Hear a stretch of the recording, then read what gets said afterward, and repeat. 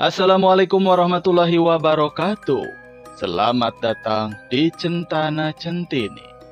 Dalam kesempatan kali ini, kita akan menceritakan sebuah kisah misteri yang akan membuat bulu kuduk kita berdiri. Kali ini, kami akan menceritakan kisah misteri yang ditulis oleh Netra Kala dengan judul Lebur Sukma. Sebuah perjanjian tetaplah menjadi perjanjian hingga Sukma harus dileburkan. Episode ke-1. Penasaran dengan ceritanya? Jangan berlama-lama, ayo kita langsung ke ceritanya.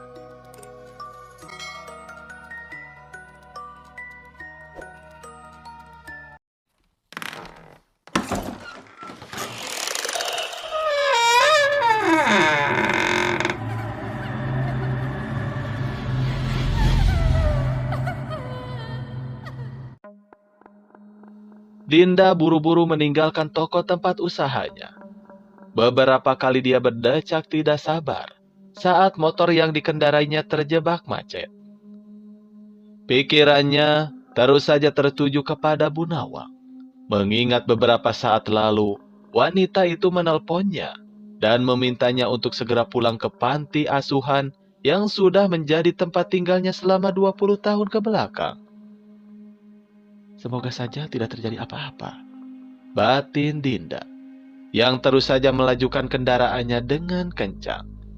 Dia bahkan hampir tidak peduli dengan beberapa umpatan yang muncul dari pengendara lainnya. Setelah 30 menit dilaluinya dengan tergesa-gesa, kini Dinda tengah berdiri di depan bangunan yang memiliki berbagai memori di dalamnya. Mengedarkan pandangan, Dinda sedikit terhenyak. Mobil siapa itu ya? Ucap Dinda keheranan saat memperhatikan mobil mewah yang tengah terparkir di sudut pekarangan panti asuhan. Kak Dinda! Terdengar sebuah suara teriakan. Sontak Dinda langsung menolehkan kepalanya. Tersenyum lembut. Belum juga dia menjawab suara teriakan itu, kini dirinya tengah dipeluk oleh seorang anak laki-laki. Herman, ucap Dinda sambil membalas pelukan laki-laki kecil di depannya. Kak Dinda sudah lama tidak main ke sini. Rengek Herman saat sudah melepaskan pelukannya kepada Dinda. Maaf ya, kakak lagi banyak kerjaan, jadi belum sempat. Belum juga Dinda menyelesaikan ucapannya, beberapa bocah lainnya sudah berlari dan meneriakkan nama Dinda. Suasana menjadi riuh. Sesekali Dinda terkekeh dengan sikap anak-anak panti saat melihat dirinya. Sudah, biar Kak Dinda masuk dulu. Sontak Dinda langsung menoleh ke arah sumber suara. Perasaan kalutnya sedikit hilang ketika melihat Bu Nawang berdiri tidak jauh dari pintu depan sambil tersenyum ramah kepadanya. Bu Nawang, ucap Dinda yang langsung saja memeluk pengasuhnya. Ada apa, Bu? Tanya Dinda penasaran saat sudah melepaskan pelukannya. Masuk dulu, Din, biar Pak Hamdan yang menjelaskan, kata Bu Nawang sambil beranjak masuk ke dalam rumah. Dinda terdiam mematung, mencoba mengingat-ingat siapa Pak Hamdan yang Bu Nawang maksudkan. Dinda, ayo, ucap Bu Nawang saat mendapati Dinda yang justru terdiam di depan pintu. Melangkahkan kakinya, mereka berjalan beriringan. Saat memasuki ruang tamu, Dinda melihat seorang laki-laki paruh baya dengan perawakan tegas tengah duduk sambil memainkan handphone yang ada di tangannya. Dinda, sapa Pak Hamdan dengan senyum simpulnya. Dinda tidak menjawab. Dia masih terus mencoba untuk mengingat siapa gerangan Pak Hamdan. Duduk dulu, Din, pinta Bu Nawang saat melihat Dinda yang masih saja terus melihat Pak Hamdan. Tersadar, buru-buru Dinda duduk di kursi di sebelah Bu Nawang. Perkenalkan, saya Hamdan. Sudah lama sekali saya mencari kamu, kata Hamdan sambil mengulurkan tangan kanannya. Saya Dinda, Pak, kata Dinda yang sudah meraih tangan Pak Hamdan. Langsung saja kalau begitu. Saya sudah menceritakan semuanya kepada Bu Nawang sebelum kamu datang ke sini. Mungkin ini akan sedikit membingungkan. Sudah lama saya mencoba mencari keberadaanmu, karena hanya ada satu petunjuk. Ini, ucap Pak Hamdan. Kali ini dia membuka tasnya dan menyerahkan sebuah kertas foto usang. Seketika tubuh Dinda menegang. Dia terus saja melihat foto yang kini tengah dia pegang. Bapak siapa? Ucap Dinda kembali memandang Pak Hamdan. Saya teman dari bapakmu, sekaligus kuasa hukum keluarga Sukmaji, ucap Hamdan dengan tatapan teduh. Dinda tidak menanggapi, dia terus saja memandang Hamdan curiga. Batinnya benar-benar bingung. Setelah sekian lama, dia tidak memikirkan tentang kedua orang tuanya. Kini, tiba-tiba saja hadir seorang laki-laki yang tidak dia kenal, yang mengaku sebagai teman bapaknya. Tidakkah ini semua mencurigakan? Maaf, saya belum mengerti. Bagaimana Bapak bisa mendapatkan barang ini? Tanya Dinda datar. Baginya selama ini, kedua orang tuanya sudah lama mati. Tidak ada yang berarti lagi baginya. Sudah setahun ini saya mencoba mencari keberadaanmu. Hanya sebuah foto usang dan sedikit petunjuk yang tertulis di salah satu buku milik ibumu, yang mengatakan kalau anaknya dia titipkan di salah satu panti asuhan di kota ini. Jawab Hamdan tenang. Dia tahu kalau Dinda bukan orang bodoh. Nampak sekali meskipun ekspresinya lunak, tapi tatapannya penuh dengan selidik. Jika kau mau mengetahui semuanya, datanglah besok ke tempat ini. Karena percuma saja saya jelaskan semuanya. Dari ekspresimu, kau tidak akan percaya kalau memang orang tuamu sudah mencoba menyelamatkan dirimu dengan menitipkan anaknya di tempat ini. Ucap Hamdan sambil menyerahkan secari kertas yang bertuliskan sebuah alamat. Dinda menerima kertas itu. Sejenak dia pandangi alamat yang tertera di kertas yang baru saja ia terima. Itu hanya berjarak beberapa jam dari kota tempat dirinya tinggal saat ini. Dinda menatap Bu Nawang, meminta persetujuan. Namun, Bu Nawang hanya diam, tidak memberikan petunjuk apapun. Kalau begitu, saya permisi dulu. Nomor handphone dan alamat rumah saya sudah saya berikan kepada Bu Nawang. Jika kamu butuh bantuan saya, jangan sungkan untuk menghubungi saya, Din. Ucap Pak Hamdan sambil beranjak dari tempat duduknya. Belum tidur kamu, Din? Sapa Bu Nawang saat mendapati Dinda tengah duduk di teras depan rumah. Menengok ke arah sumber suara, Dinda tersenyum dan menggeser tubuhnya sedikit ke samping. Belum, Bu. Belum ngantuk. Terima kasih. Jawab Dinda sambil menerima secangkir teh dari Bu Nawang. Ibu tahu, pasti kamu masih kepikiran kejadian tadi siang, kan? Bahkan, ibu juga kaget. Karena selama ini tidak pernah ada yang mencari keberadaanmu. Ucap Bu Nawang memandang ke arah depan. Ingatan di mana dia pertama kali menemukan Dinda masih teringat jelas di kepalanya. Bahkan, kejadian itu seperti baru saja terjadi kemarin. Kamu sudah besar ya, Din? Ucap Nawang yang sekarang sudah melihat ke arah Dinda. Apa yang harus Dinda lakukan, Bu? Tanya Dinda. Sekuat apapun dia mencoba untuk menahan perasaannya, akhirnya dia hanya seorang wanita yang rindu dengan sebuah rumah. Lakukan apa yang memang bisa membuat perasaanmu lega, Din. Jika memang kau siap untuk tahu apa yang terjadi dengan keluargamu, pergilah.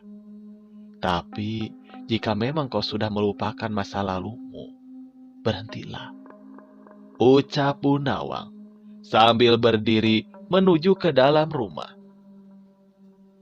Dinda termenung memikirkan perkataan Bu Nawang. Dulu, dia selalu iri dengan teman-temannya saat mereka diantarkan ke sekolah oleh orang tua mereka. Dia selalu iri dengan teman-temannya yang selalu dicari dan dimarahi oleh orang tuanya.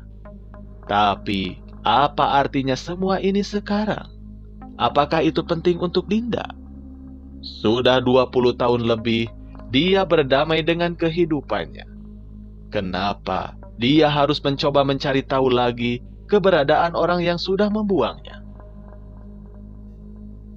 Seketika Dinda meletakkan kepalanya di antara tangannya. Tangisnya pecah, dadanya begitu sesak. Dinda pamit dulu ya, Bu. Nanti Dinda kabari kalau sudah sampai di sana, ucap Dinda sambil memeluk Bu Nawang. Kamu hati-hati ya, kabari ibu kalau ada apa-apa, kata Bu Nawang saat Dinda sudah melepaskan pelukannya. Kini Dinda sudah duduk di dalam mobil travel yang menghantarkannya ke alamat yang diberikan oleh Pak Hamdan.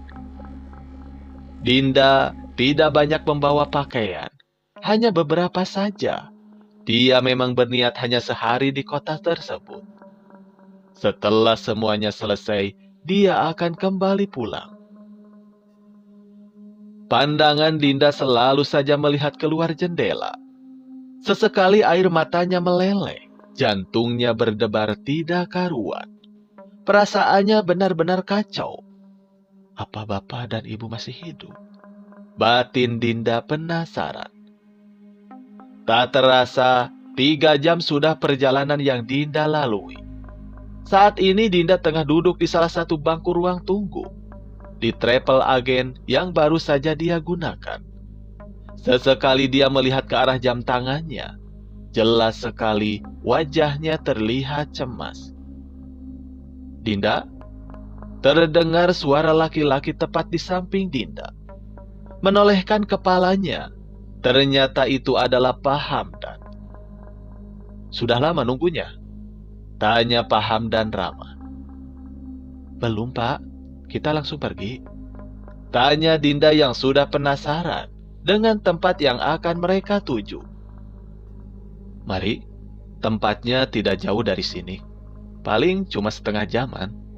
Ajak Pak Hamdan menuju mobil sedan hitam miliknya. Bagaimana kabarmu, Din? Bapak tidak menyangka bisa bertemu denganmu akhirnya. Tanya Pak Hamdan saat mereka sudah berada di dalam mobil. Baik, Pak. Ucap Dinda secukupnya. Dia masih menaruh curiga pada orang yang tengah duduk di sampingnya. Bahkan di tasnya juga sudah dia siapkan pisau lipat dan juga semprotan merica.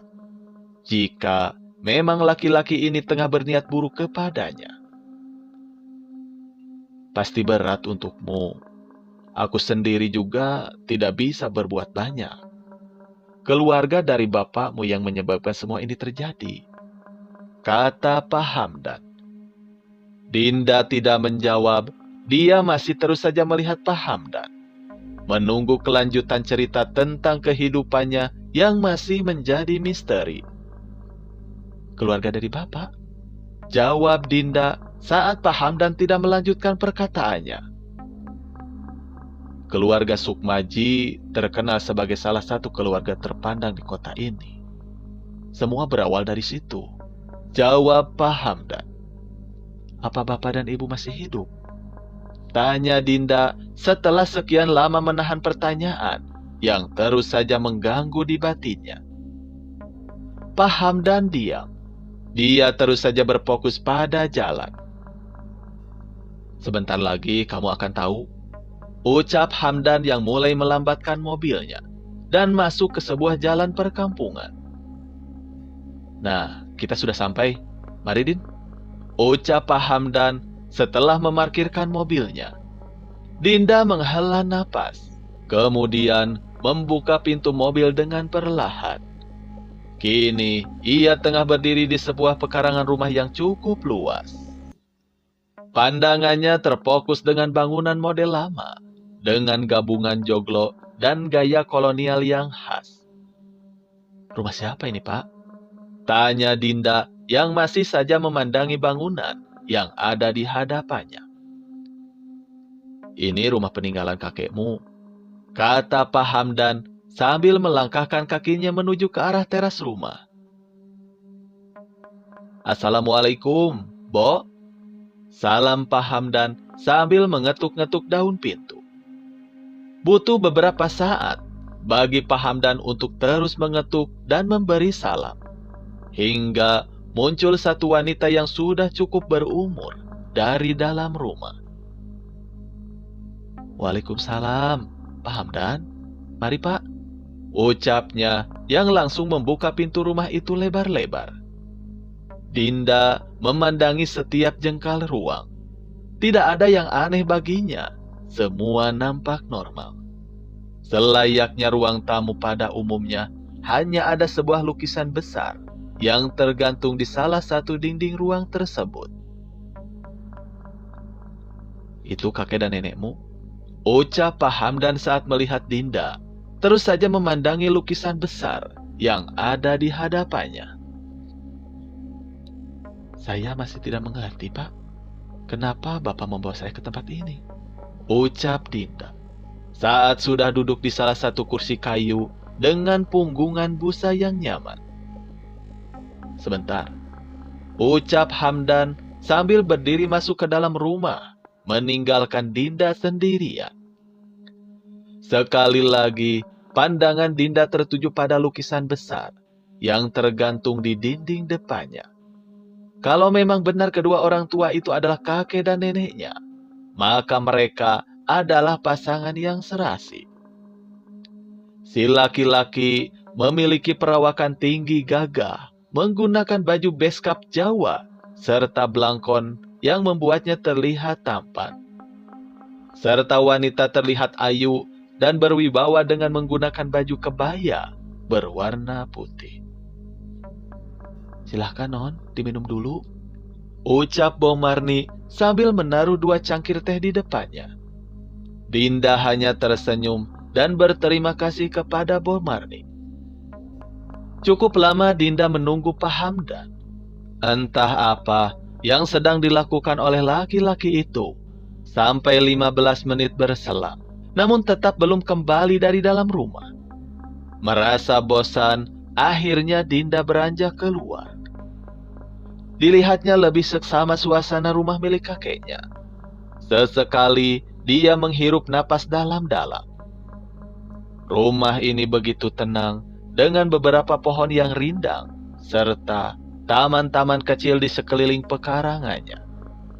Berbeda sekali dengan kehidupan Dinda selama ini saat masih berada di panti asuhan yang tidak pernah sepi. Hingga matanya menangkap sesuatu. Ada seorang wanita yang tengah duduk di ayunan yang terbuat dari ban bekas. Lama Dinda mengamati wanita itu, meski terlihat cantik, namun entah kenapa perasaan Dinda sedikit terganggu dengan kehadirannya. Sini Din, terdengar suara Pak Hamdan dari arah belakang Dinda. Dinda melihat Pak Hamdan membawa beberapa buku dan dokumen. Dinda mengambil satu buku bersampul kulit. Bibirnya tersenyum tatkala melihat foto dirinya yang tengah bermain di pekarangan panti asuhan. Ibumu tidak pernah sekalipun meninggalkanmu, ucap Hamdan, yang kini mulai menyalakan sebatang rokok sambil terus mengamati Dinda. Sekarang di mana ayah dan ibu? Tanya Dinda setelah selesai menutup album foto yang barusan dilihatnya. Hamdan terdiam seolah dia sedang menguatkan dirinya. Ajeng sudah meninggal beberapa tahun yang lalu, ucap Hamdan. Mendengar itu, Dinda hanya tersenyum kecut. Sedari kemarin, dia memang sudah berusaha untuk tidak terlalu banyak berharap. Ada yang ingin saya tunjukkan sama kamu, Din, kata Pak Hamdan yang langsung berdiri. Mereka berjalan masuk ke dalam rumah. Kini Dinda tahu kalau keluarganya memang berasal dari orang kaya. Kita mau kemana, Pak? Ucap Dinda yang masih terus mengikuti Hamdan. Tidak ada jawaban. Hamdan terus saja melangkah hingga dia berhenti di depan pintu kayu. Kemudian dia membuka pintu itu dengan perlahan. Ternyata itu adalah kamar tidur yang cukup luas, dengan almari besar serta meja rias yang bisa menampung banyak barang. Masuk, Din, sini, ucap Pak Hamdan. Dinda bergeming. Dia tetap berdiri di luar pintu. Ada alasan kuat untuk tidak mengikuti laki-laki yang ada di depannya. Tidak perlu takut, lihatlah, ucap Hamdan yang saat melihat Dinda masih saja berdiri di luar pintu. Dinda melangkah masuk. Pandangannya masih terus menatap Hamdan lekat-lekat, yang kini sudah menatap ke arah tempat tidur. Ahmad, bapakmu, ucap Hamdan. Dek, jantung Dinda terasa terhenti. Pandangannya yang selalu menatap Hamdan kini berubah menoleh ke arah ranjang yang ada di ujung ruangan. Dinda terpaku. Dia terus saja melihat laki-laki yang tengah berbaring di atas tempat tidur besar itu. Matanya dengan jelas bisa melihat sosok ayahnya yang sudah membuangnya ke panti asuhan. Apa yang terjadi dengan ayah? Ucap Dinda penasaran. Setelah kematian Ajeng, tiba-tiba saja kondisi Ahmad memburuk. Badannya tidak bisa digerakkan.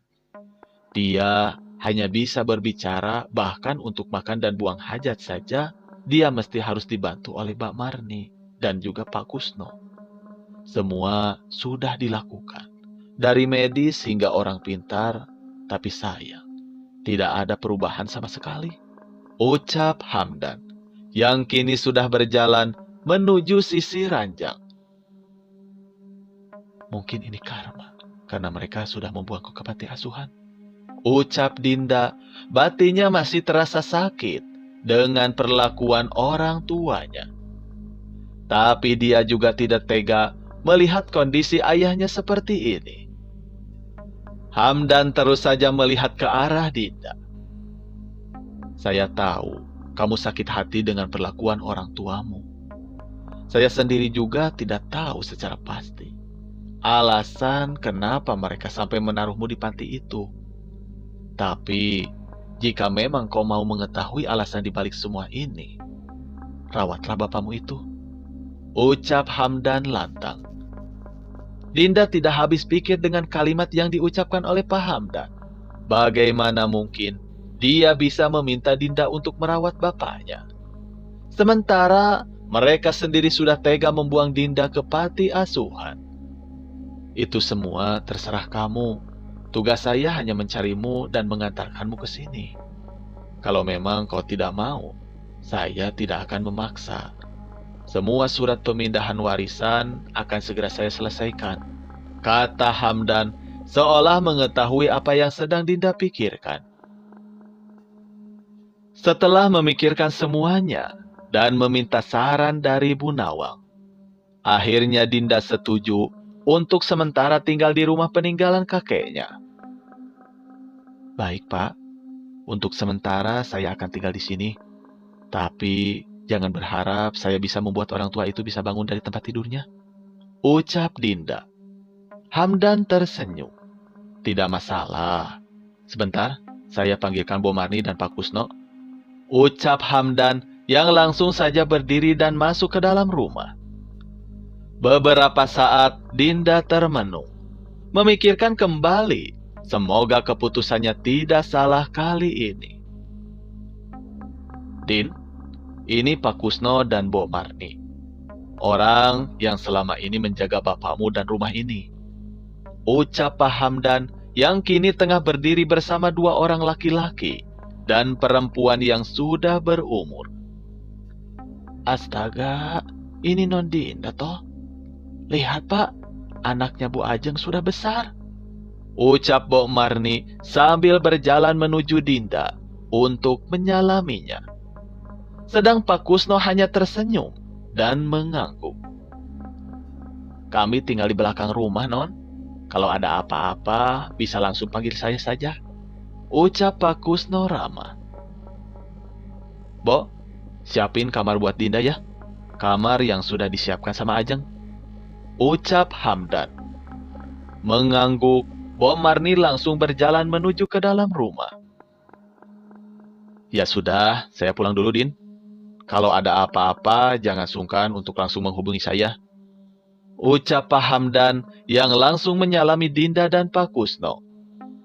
Seolah seperti sudah diatur, Dinda kini tengah berdiri di dalam kamarnya. Sesekali, dia mengedarkan pandangan, mencoba untuk beradaptasi. Pikirannya masih kalut dengan kejadian yang serba tiba-tiba seperti ini. Melangkah, Dinda mencoba untuk membuka jendela kamarnya. Dia terus saja mengedarkan pandangannya. Entah apa yang sedang Dinda cari. Hingga matanya kembali menangkap seorang perempuan tengah berdiri tidak jauh dari ayunan yang ada di bawah pohon mangga. Sedikit rasa penasaran muncul di dalam diri Dinda. Siapakah wanita itu? Tok, tok, tok. Non Dinda? Terdengar suara Bok Marni dan ketukan pintu.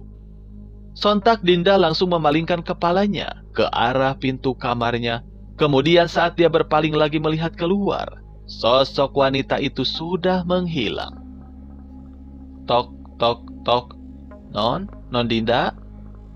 Iya, Bo, masuk saja. Ucap Dinda yang langsung berjalan ke arah pintu kamar. Non, makan dulu, sudah Mbok siapkan. Ucap Bok Marni. Tidak mau menolak, karena memang perutnya sudah lapar. Dinda langsung saja berjalan menuju ruang makan. Temenin saya makan ya, Bo. Pak Kusno kemana? Ucap Dinda saat sudah duduk di ruang makan yang lumayan besar itu. Bapak masih mengurusi taman di belakang, Non. Ucap Bok Marni yang masih berdiri di samping Dinda. Bo ngapain? Sini duduk. Dan panggil saya Dinda saja. Gak perlu ada embel-embel, Non. Saya tidak nyaman, Bo. Ucap Dinda yang menarik kursi di sebelahnya. Tidak berani menolak, Bok Marni langsung duduk di samping Dinda. Habis makan, temani saya di belakangnya, Bo. Saya pengen tahu apa yang terjadi dengan keluarga ini. Ucap Dinda. Seketika raut wajah Bok Marni berubah. Tidak ada anggukan, bahkan justru malah terlihat sedikit ketakutan. Kenapa, Bo? Ucap Dinda. Enggak apa-apa, Non. Ucap Bok Marni. Bo, sudah saya bilang, panggil Dinda, gak perlu pakai embel-embel, Non. Ucap Dinda yang mulai jengah. Jadi, ayah tiba-tiba saja tidak bisa bergerak. Ucap Dinda keheranan saat mendengar cerita Bok Marni mengenai kondisi bapaknya. Iya, Din. Setelah kematian Bu Ajeng, tiba-tiba saja semua menjadi aneh. Bahkan Pak Sukmaji yang biasa kerja keras, tiba-tiba saja menjadi pendiam, kata Bok Marni. Jadi kakek dan nenek meninggal setahun setelah kematian ibu? Tanya Dinda. Dia masih belum sepenuhnya memahami apa yang diceritakan Bok Marni. Dinda tahu betul ada bagian-bagian yang memang sengaja tidak disampaikan olehnya. Iya, setahun setelah kematian Bu Ajeng, Bapak dan Ibu kecelakaan. Mereka yang ada di dalam mobil semua tidak tertolong. Ucap Bok Marni yang mulai merasa tidak nyaman. Saya masih sakit hati dengan perlakuan keluarga ini, Bo. Saya pikir mereka dulu orang yang tidak punya. Sampai menaruh anaknya ke panti asuhan segala. Tapi saat saya melihat keadaan rumah ini, justru saya malah merasa sudah dibuang dengan sengaja. Ucap Dinda dengan tatapan nanar. Tidak ada obrolan setelahnya. Bom Marni memilih untuk tidak menanggapi perkataan Dinda. Dia hanya meminta maaf karena memang tidak tahu alasan di balik masalah yang terjadi di keluarga Sukmaji.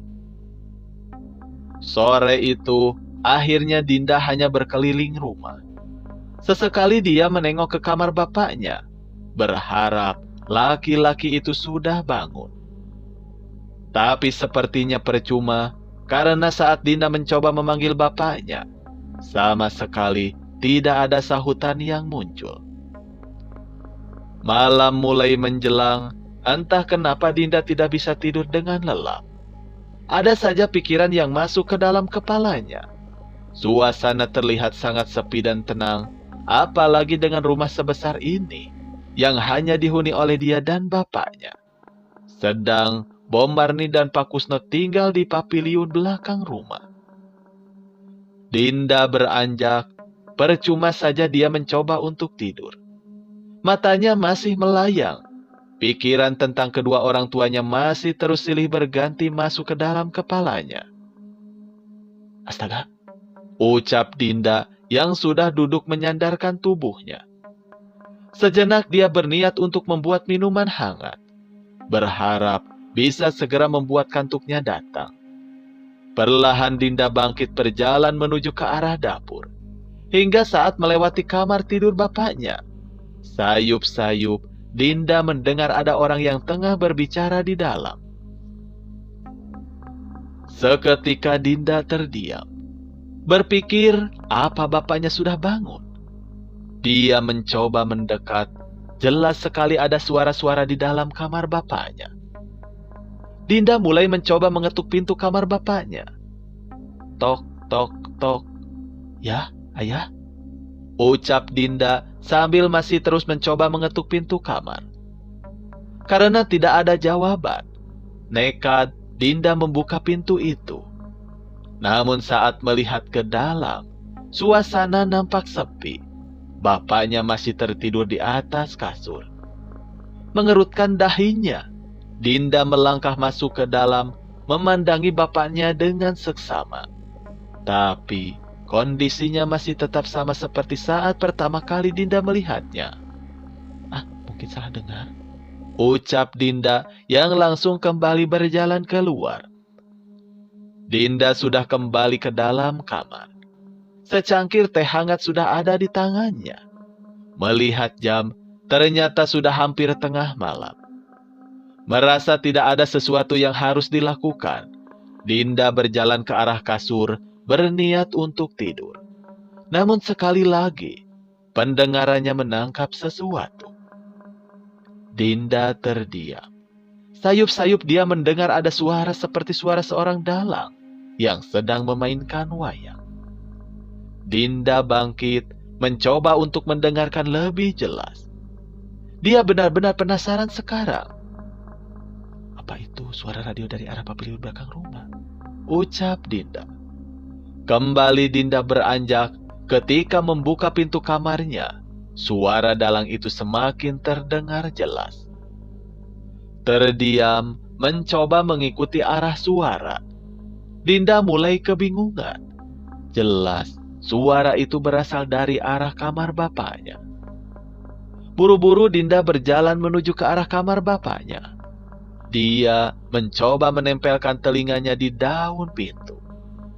Benar saja, suara itu berasal dari dalam kamar. Tanpa mengetuk, kali ini Dinda langsung membuka pintu kamar itu. Namun seketika semua menjadi senyap. Tidak ada suara apapun, bahkan kondisi bapaknya masih tetap sama.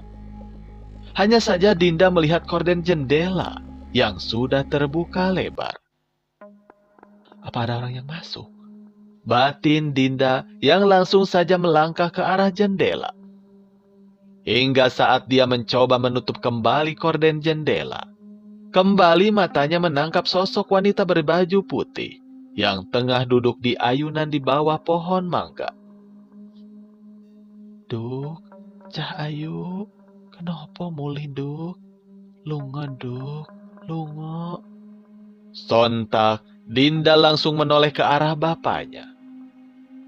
Kini laki-laki itu tengah berbicara. Matanya masih tertutup. Entah kenapa suasana rumah menjadi jauh lebih menyeramkan. Seketika, tubuh Dinda merinding hebat.